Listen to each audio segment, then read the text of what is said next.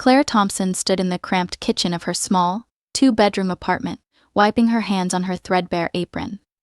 The scent of homemade tomato soup filled the air, a rare treat that she had managed to scrape together with a few leftover vegetables. It was one of those meals that stretched just far enough to feed her and her 7-year-old son Jack. Claire stirred the pot absently, her mind elsewhere, as Jack played with his well-loved set of toy cars in the living room. The winter wind howled outside, rattling the single-pane windows that never seemed to fully close.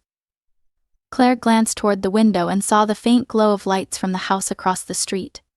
It was an old Victorian home, its grandeur faded with time and neglect. She had often seen Mrs. Eleanor Hadley, the elderly woman who lived there, shuffling to her mailbox or tending her overgrown garden. Eleanor always seemed alone, her stooped frame and slow steps carrying a sense of quiet isolation. Claire hadn't spoken to Eleanor much, aside from a polite wave or a quick hello when they happened to cross paths. But today something stirred in Claire. Maybe it was the gnawing loneliness she felt herself, the weight of trying to keep everything together without anyone to lean on. Or maybe it was the small but persistent memory of her own mother, who used to say kindness costs nothing, but it gives back everything. After dinner, as Jack tucked into his soup, Claire made up her mind. She would visit Eleanor. There was no grand plan in her mind, just a simple desire to reach out. She poured some soup into a plastic container, grabbed a loaf of bread she had baked earlier, and bundled up in her coat. "I'll be right back, sweetheart," she told Jack, kissing the top of his head. "Stay inside and keep the door locked." With the container of soup in one hand and the bread in the other, Claire trudged through the snow-covered street to Eleanor's front door. She hesitated for a moment, second-guessing herself, before raising her hand to knock. The sound of her knock echoed in the stillness, and for a moment there was no response. Then, she heard the faint shuffle of footsteps. The door creaked open, revealing Eleanor's face. Her silver hair was pulled back in a loose bun, and her sharp blue eyes studied Claire with mild surprise. "Good evening, Mrs. Hadley," Claire said, her breath forming clouds in the frosty air. "I'm Claire, from across the street. I made some soup and thought you might like some."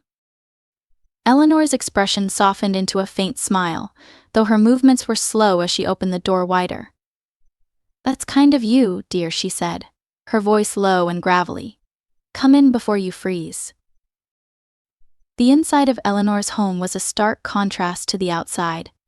It was tidy but sparsely furnished, the rooms dimly lit with a chill that suggested she rarely used the heat.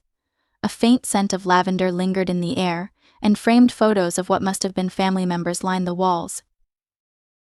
Claire placed the soup and bread on the small dining table, noticing that there wasn't much else on it besides a single, well-worn placemat. "I hope you like tomato soup," she said, trying to fill the silence. Eleanor nodded and sat down, her movements careful. "It's been a long time since anyone brought me a home-cooked meal." "Thank you." They chatted for a while as Eleanor ate, their conversation starting with polite small talk but gradually venturing into more personal territory. Eleanor mentioned her late husband, Henry, who had passed away nearly a decade ago, and how the neighborhood had changed since she first moved in. Claire spoke of Jack, her struggles as a single mother, and how hard it was to make ends meet. Though she didn't say much about her hardships, Eleanor's keen gaze seemed to pick up on the unsaid details. As the hour grew late, Claire rose to leave. "I should get back to Jack, but I'd love to stop by again sometime. Maybe you could come over for dinner one night." Eleanor looked surprised, her eyes widening slightly. "Dinner," she repeated, as though the idea were foreign to her. "I wouldn't want to impose." "It wouldn't be an imposition at all," Claire said with a warm smile. "Jack would love the company, and so would I." For a moment, Eleanor seemed to hesitate, but then she nodded. "That would be lovely, Claire. Thank you." Claire left Eleanor's house feeling lighter than she had in weeks. It wasn't much, just a small act of kindness, but it felt good to do something for someone else. As she stepped back into her own home, and was greeted by Jack's eager hug, she couldn't help but think that her mother had been right. kindness really did give back in unexpected ways. The following evening, Claire busied herself in the kitchen again. She wasn't sure why she felt so determined to follow through on inviting Eleanor for dinner, but something about the elderly woman's quiet loneliness had stayed with her. Life had a way of piling burdens on people, and Claire couldn't imagine how heavy Eleanor's must feel after years of isolation. Besides, it felt good to focus on something other than her own worries for a change. She found herself tidying up the living room and setting their small dining table with care, even pulling out the chipped but matching plates she reserved for special occasions. Jack, always curious, watched her from the couch. "Is Mrs. Hadley really coming over?" he asked, holding one of his toy cars. "I think so," Claire said, glancing at the clock. "She said she'd try to make it.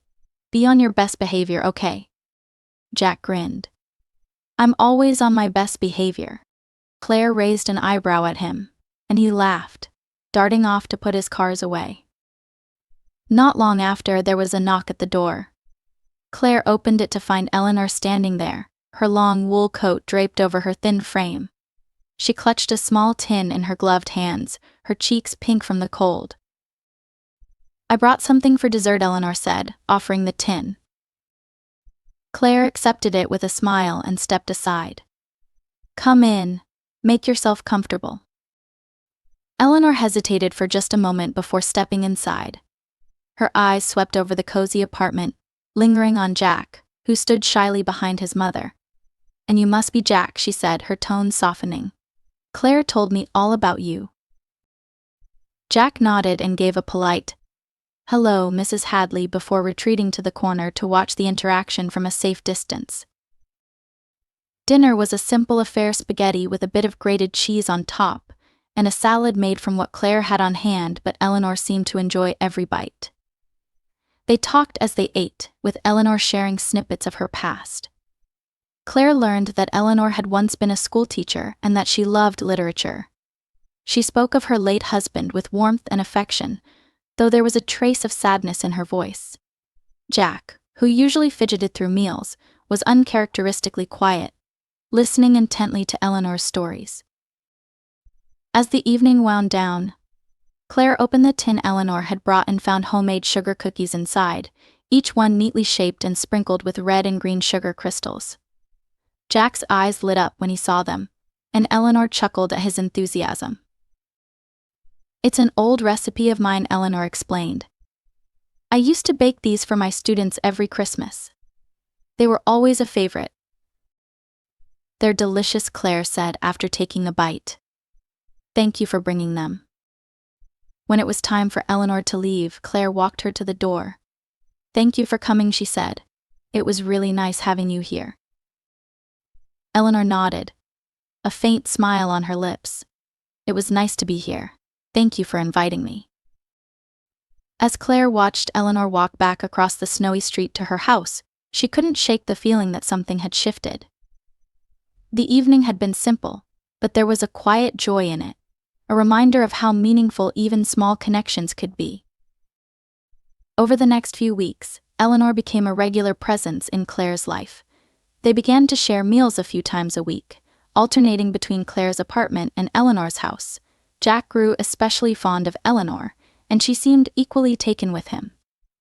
She would bring him small gifts, books from her personal collection, or little trinkets she had kept from her teaching days. Claire noticed that Eleanor seemed to grow more animated with each visit. Her once stooped posture straightened, and her conversations became livelier. She even laughed more, a sound that Claire had never heard from her before. It warmed Claire's heart to see the change, and she realized that Eleanor had become a source of comfort for her, too. One particularly cold afternoon, Eleanor invited Claire and Jack to her house for tea. While Jack explored the living room, fascinated by the collection of old books on the shelves, Eleanor and Claire sat by the fire with steaming cups of tea in their hands.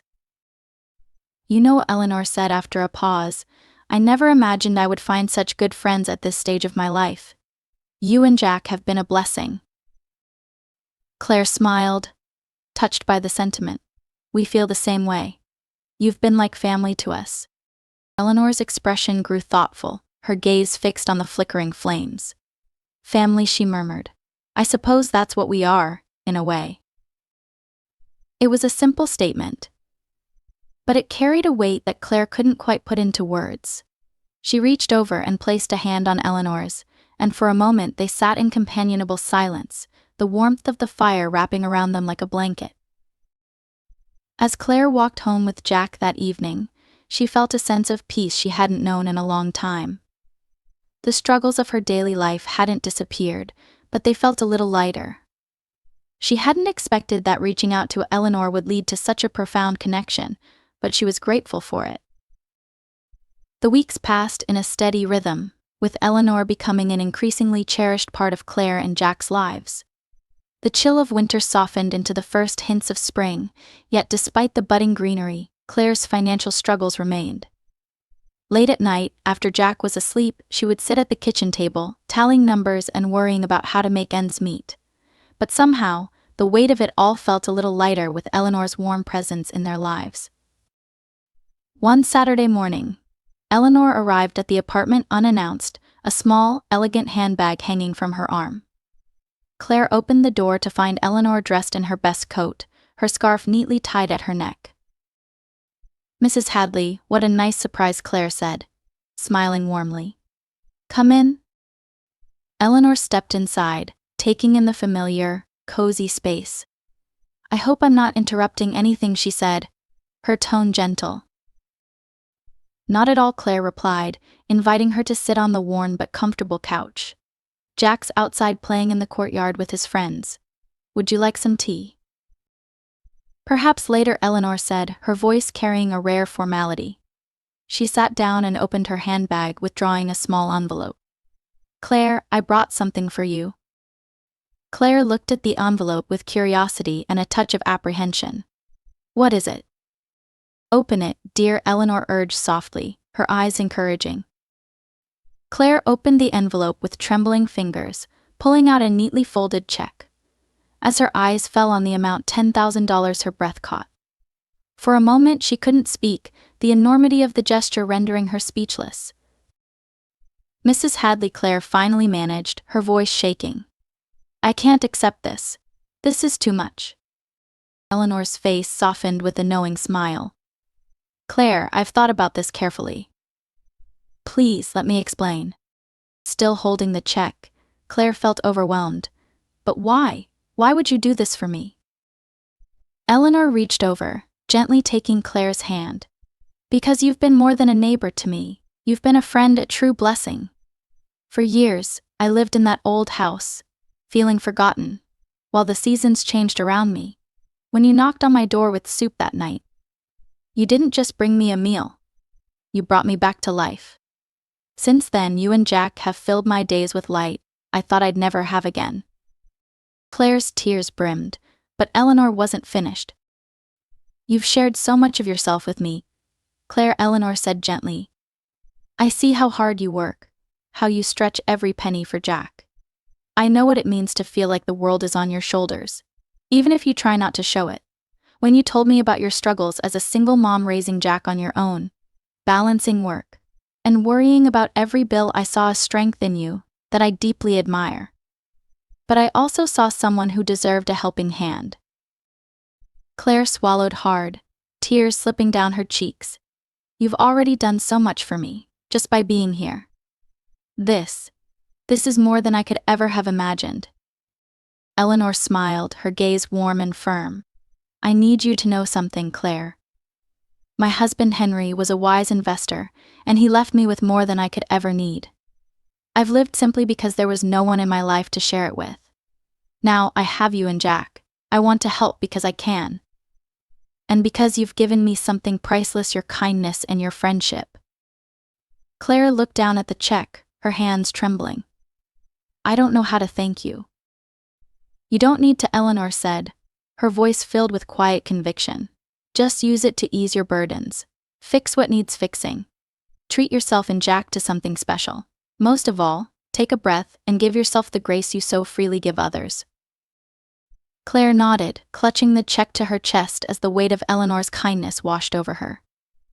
I promise I'll use it wisely, she said, her voice barely a whisper. Eleanor gave her hand a reassuring squeeze. "That's all I ask. You've already given me so much, Claire. This is the least I can do." That evening, after Jack had gone to bed, Claire sat alone at the kitchen table, staring at the check. She let herself dream for the first time in years. She thought about catching up on rent, fixing the leaky faucet, buying Jack the new shoes he desperately needed, and maybe even putting some money aside for the future. But more than anything, Claire thought about the profound kindness behind Eleanor's gesture. It wasn't just the money, it was the love and care that Eleanor had shown her. Someone had truly seen her struggles and wanted to help, not out of obligation, but because they cared. That knowledge filled her with a hope she hadn't felt in years. The next day, Claire and Jack invited Eleanor over for dinner. They laughed together, sharing stories and memories over the simple meal Claire had prepared. As Jack told Eleanor about his dreams of becoming an astronaut, Claire looked at the elderly woman who had become so much more than a neighbor. She realized, with a heart full of gratitude, that Eleanor was no longer just a kind soul from across the street. She was family, in the truest sense. And as they shared their laughter and joy, Claire knew that their lives had been forever changed, not just by the gift of money, but by the power of love and connection. As spring unfolded with its blooming flowers and brighter skies, Claire found herself marveling at how her life had changed since she first knocked on Eleanor's door. The weight of her financial struggles had eased somewhat, but more than that, the companionship of her elderly neighbor had brought an unexpected lightness to her days. Eleanor had become a constant presence, not only offering support but sharing in the little moments that made life richer. One Thursday afternoon, Claire decided to surprise Eleanor with something special. Jack was at school, and she had a rare day off from her job at the grocery store. Gathering what little money she could spare, she bought a potted lavender plant, a nod to the soft floral scent that always seemed to linger in Eleanor's home. When she arrived at Eleanor's house, the older woman greeted her at the door with her usual warmth. "Claire, this is a lovely surprise," Eleanor said, stepping aside to let her in. "I thought you might like this for your garden," Claire said, handing over the lavender. "I know you love the scent." Eleanor's smile deepened, and she reached out to touch the small plant. "It's perfect. Thank you, dear."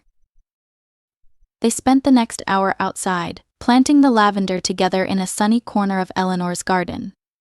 The garden had started to transform under their joint care, with Jack often helping on weekends. As they worked, Eleanor shared stories from her younger days, painting pictures of a life filled with adventure and love. "You know, Henry and I used to dream about growing a garden like this," Eleanor said, her hands gently patting the soil around the lavender. "But life had other plans. It's funny how time passes, isn't it? You think you have all the time in the world, but then..." Claire paused, leaning back on her heels. "I know what you mean. Sometimes I feel like I'm running out of time to give Jack the life he deserves. It's hard, trying to be everything at once." Eleanor turned to her, her expression soft but serious. "You're doing more than you realize, Claire. Jack doesn't need perfection. He needs love, and you've given him that in spades. I see it in the way he looks at you, the way he talks about you." Claire felt a lump rise in her throat. "I just want him to have opportunities I didn't. Sometimes I worry I'm not enough." Eleanor placed a reassuring hand on Claire's shoulder. "You're more than enough. And you don't have to do it alone. You have me now, remember." Later that day, Eleanor surprised Claire with her own gesture. When Claire returned home, she found a neatly wrapped package on her doorstep, along with a note in Eleanor's elegant handwriting. Inside the package was a cookbook filled with simple, budget-friendly recipes. The note read, "For my dear Claire, so you can cook up all the love and dreams you pour into your family." Claire felt her eyes welling up as she held the cookbook. Eleanor's kindness had a way of making her feel seen, as though every small struggle she endured mattered to someone. One sunny afternoon, Eleanor invited Claire and Jack over for tea. They sat in the newly blooming garden, sipping from delicate china cups, while Jack played nearby with a small wooden puzzle Eleanor had given him. "You've told me so much about what you want for Jack," Eleanor said, her eyes thoughtful. "But what about you, Claire? What would you want, if you could have anything?" Claire hesitated, unsure how to answer. "I don't know. I guess I'd want to go back to school. I always wanted to become a teacher, but it didn't work out." Eleanor nodded slowly. "Why not now?" Claire laughed softly, shaking her head. "I'm barely making ends meet as it is. Going back to school feels like an impossible dream.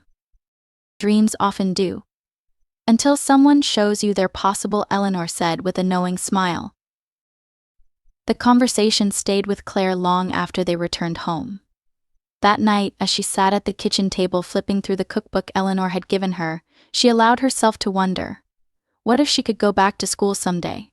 What if things could truly change? It wasn't just the money Eleanor had given her. It was the belief she instilled, the sense that Claire's life could be more than just survival. The next day, Eleanor stopped by with another surprise, a folder containing information about local teaching programs and scholarships. "I've been looking into this," she said as she handed it over. "Just in case you decide it's not so impossible after all." Claire's hands trembled as she took the folder, her heart swelling with gratitude. "You've done so much for me already, Eleanor. I don't know how I could ever repay you." Eleanor smiled, her voice warm. "You already have, dear. You've given me something I thought I'd lost, a sense of purpose, and a family to share it with. That's worth more than money could ever buy." As Claire flipped through the papers, a spark of hope ignited in her chest. Maybe, just maybe, she could begin to dream again. As summer arrived, with Eleanor's support and her own determination, Claire had begun taking small but meaningful steps toward her dream of becoming a teacher. She started by researching part-time programs and online courses, piecing together a plan that felt achievable. The folder Eleanor had given her had become her constant companion, a tangible reminder of the possibilities that lay ahead. One sunny afternoon, Claire and Jack visited Eleanor's garden to celebrate a small milestone. Claire had just received her acceptance letter to a teaching certification program that would allow her to study in the evenings while continuing her job during the day. Eleanor greeted them with glasses of iced tea and a plate of fresh scones, her eyes sparkling with pride. "This is just the beginning," Eleanor said as they sat under the shade of the garden's largest tree. "I always knew you could do it." Jack, who had been listening with wide-eyed fascination, piped up, "Does this mean Mommy's going to be a teacher like you were, Mrs. Hadley?" Eleanor chuckled, reaching over to ruffle Jack's hair. "It certainly does, Jack. And I think she's going to be a wonderful one." Claire laughed, her cheeks flushing. "Let's not get ahead of ourselves. I still have a lot of work to do." "And you'll do it," Eleanor said firmly. "You've already come so far." Over the weeks that followed, Claire threw herself into her studies, balancing her coursework with her job and her responsibilities as a mother. It wasn't easy, and there were nights when exhaustion threatened to overwhelm her. But Eleanor was always there, offering words of encouragement, a hot meal, or simply a listening ear when Claire needed it most. Eleanor, too, seemed to thrive in their growing bond. Her once quiet and solitary life had been replaced with laughter, activity, and a renewed sense of purpose. She and Jack spent hours together in the garden, where he proudly showed off the sunflowers he had planted with Eleanor's help. Claire often found them sitting on the porch, deep in conversation, or sharing a bowl of ice cream. One evening, as Claire walked Jack back to Eleanor's house after a trip to the library, Jack turned to her with a thoughtful expression.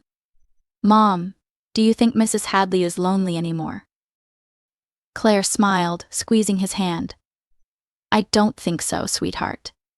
I think we've helped each other feel a little less lonely." When they reached Eleanor's door, the elderly woman greeted them with her usual warmth. They sat together in her cozy living room, surrounded by the soft glow of lamplight and the scent of lavender.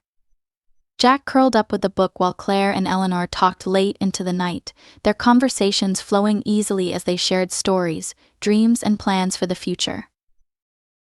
As the months passed, Claire began to see the ripple effects of the changes in her life. Jack was thriving, his confidence and happiness shining brighter than ever. Claire herself felt a newfound sense of purpose, her dream of teaching no longer just a distant hope but a real and tangible goal. And Eleanor, who had once felt forgotten in her large Victorian house, now had a family who loved and cherished her. On a crisp autumn morning, Claire completed her first official teaching assignment as part of her certification program. She returned home beaming with pride, greeted by Jack's excited hugs and Eleanor's warm congratulations. "You're one step closer," Eleanor said, handing Claire a bouquet of flowers she had picked from the garden. "I knew you could do it." Claire felt tears prick her eyes as she hugged Eleanor tightly. "I couldn't have done any of this without you." Eleanor pulled back, her eyes shining. "And I couldn't have found this kind of happiness without you and Jack. We've made each other whole." As the three of them sat down for dinner that evening, their little family felt complete. Claire glanced at Eleanor and Jack, her heart swelling with gratitude for the unexpected turn her life had taken.